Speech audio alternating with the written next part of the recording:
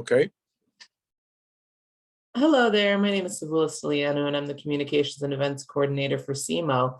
Welcome to our series of interviews with our 2021 Innovation Fund Award winners. Good morning, can you please introduce yourself? Morning, my name's DJ Cook. I'm a neurosurgeon and neuroscientist at Queen's University.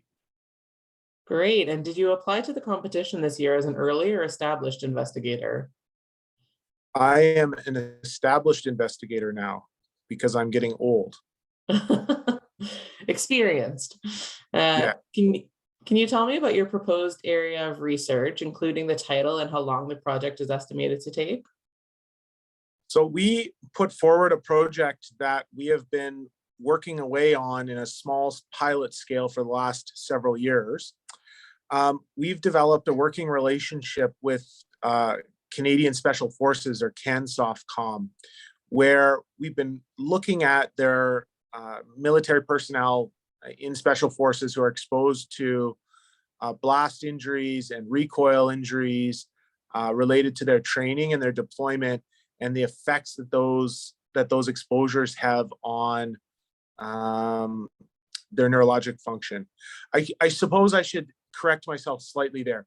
So when I say blast and recoil injuries, they're not really injuries, they're just exposures to forces.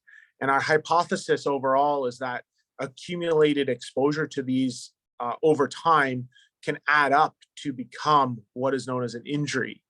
And so in these populations, the military personnel describe a neurologic syndrome or constellation of symptoms where they have brain fog, trouble sleeping, anxiety, and various cognitive issues. Collectively in the literature, this is known as what originally was called breacher brain. So a breacher is somebody that deploys an explosive ordnance to like open a door or make a hole in a wall, and so they're exposed to blast injury. And so this population of people that do that specialized work have described this, and so in the literature it's been called breacher brain. And in the sniper population, there's an emerging notion of sniper brain, which is a similar constellation of symptoms, but more related to the recoil exposure from the use of rifles, particularly large bore rifles with significant blast.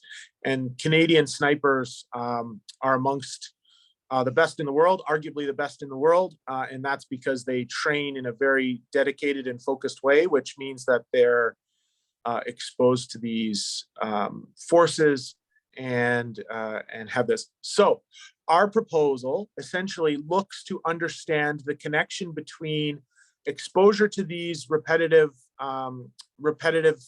forces, changes that occur in the brain using multimodal MRI techniques that we've developed here in the lab, and then linking that to behavioral changes that we're measuring using various outcome scales, as well as the KinArm robotic exoskeleton.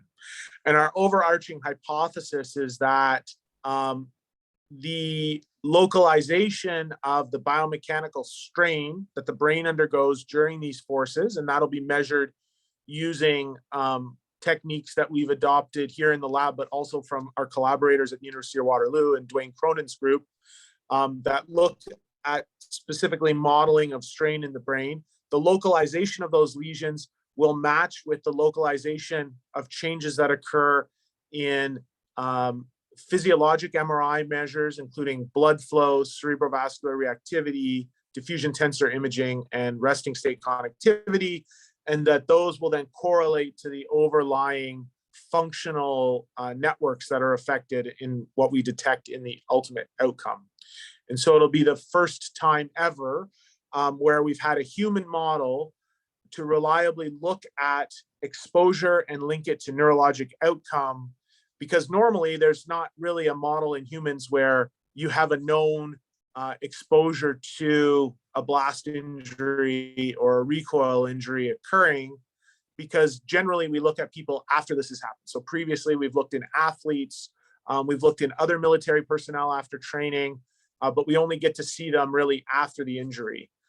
In athletes, for a period of time, we were scanning football players at the beginning of the season before any exposure, and then we would scan them after a known injury, and we were tracking all of their helmets with biomechanical sensors. But it's actually was quite rare that we'd have individuals in our Canadian football population who were being exposed to significant forces. And so this military model is like a very homogeneous, consistent, reliable, predictable model. And so we're very excited about that aspect of it. And that answer was probably longer than you wanted, but that's what we're doing. No, thank you so much for going into detail. I think that sounds exciting. And what does receiving the Innovation Fund Award mean for you? Well, the Innovation Fund is very helpful because it acts as bridge funding that allows us to continue to collect data in a project that was originally funded by a much smaller Queen's grant. And then through my research initiation fund to basically create this pilot data, the innovation grant allows us to round out that data and increase our sample size. We'll be able to generate publications from that data, but probably most importantly for the lab and for Queen's and CMO and the hospital is that we'll be able to turn that data into a successful application for Tri-Council funding at CIHR. And these types of funding packages are critical for local researchers to ask important questions and do important research.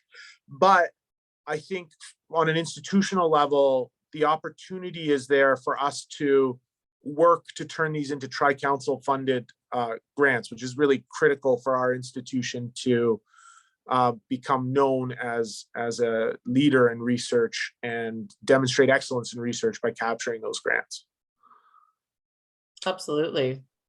Well, thank you so much for your time, Dr. Cook. For more information on the Innovation Fund, please visit the CMO website.